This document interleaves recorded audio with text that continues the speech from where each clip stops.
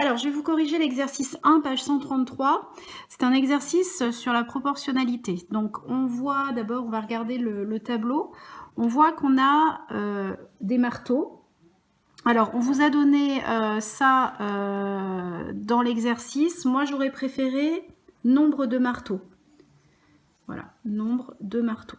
Mais marteaux, ça c'est bien aussi. Donc, on a 3 marteaux et en dessous, on a le prix payé en euros, 45 €. Alors pour commencer, on a vu une première technique qui était la technique de passer d'une ligne à l'autre ligne avec un coefficient de proportionnalité. Donc là, il n'est pas facile à trouver parce que combien de fois 3 pour avoir 45? Il faut multiplier par 15. Donc là, on peut le trouver, mais c'est pas si évident que ça. Et vous allez voir qu'il y a une autre technique. Alors, on nous a donné ça. On nous a donné aussi 2 marteaux coûtent 30 €. Donc, on voit bien que le coefficient de proportionnalité est bien 15, puisque 2 multiplié par 15 va donner 30. Et on nous demande de chercher le résultat pour 5 marteaux. Alors, on va oublier la première technique que l'on avait vue. Je la cache un petit peu. Et on va expliquer une troisième technique. C'est une technique d'addition ou de soustraction. Si je vois que j'ai 3 marteaux ici et j'ai 2 marteaux ici, là j'en ai 5. Je vois bien que 3 plus 2, ça va faire 5. Je vais l'écrire au-dessus. Ce résultat, 3 plus ce résultat, 2, c'est égal au résultat que je trouve ici. Ce qui veut dire que pour trouver le résultat de cette case, je vais pouvoir prendre le prix de 3 marteaux, 45 €, plus le prix de 2 marteaux, 30 €. Et lorsque je fais l'addition, ça me donne le prix de 5 marteaux, 75 €. Donc, avec le coefficient de proportionnalité, on voit bien que 5 multiplié par 15, ça fait bien 75. Mais c'est plus simple de passer par l'addition.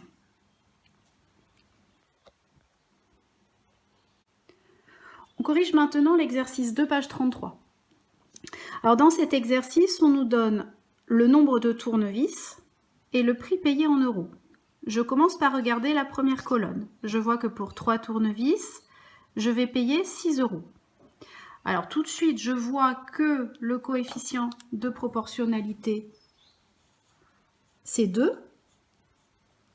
Puisque 3 multiplié par 2, ça donne 6. Je vérifie ici avec l'autre colonne. 5 multiplié par 2, ça donne 10. Alors, on va faire pour 8. Alors, évidemment, pour 8, c'est très facile de faire 8 multiplié par 2, je vais avoir 16. Et 11 multiplié par 2, je vais avoir 22. Mais là, je suis en train de vous montrer une autre technique. Donc l'autre technique, je cache ici, là, comme je peux, mon coefficient de proportionnalité.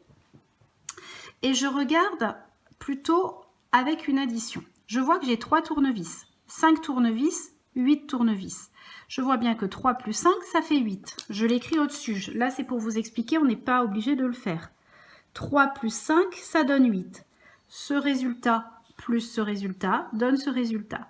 Ce qui veut dire que le prix de 3 tournevis plus le prix de 5 tournevis va me donner le résultat.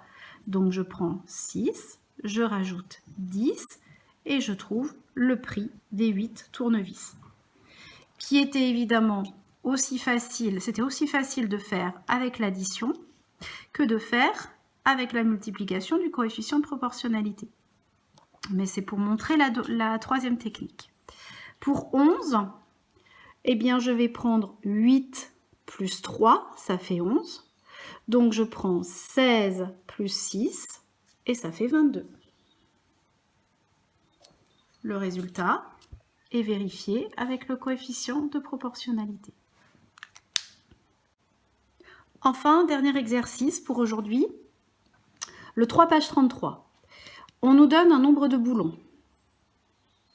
je regarde la première colonne, je vois que pour 4 boulons, je paye 3 €. Donc ici, pour passer de 4 à 3, là, le coefficient de proportionnalité, il n'est pas facile à trouver. Parce que par quoi je vais multiplier 3, je devrais le faire dans ce sens. Par quoi je vais multiplier 3 pour avoir 4? Je ne le sais pas, c'est un nombre à virgule. Donc, je ne peux pas utiliser un coefficient de proportionnalité. Donc, je vais regarder la deuxième colonne pour voir comment je vais chercher. Donc, je vois que pour 6 boulons, je paye 4,50 €, 4,5 €. Donc, est-ce que je peux passer de 4 à 6? Là, c'est également difficile. Je ne sais pas par quoi je multiplie. Puisque 1 fois 4, ça fait 4. 2 fois 4, ça fait 8. Donc, dans la table de 4, je n'ai pas 6.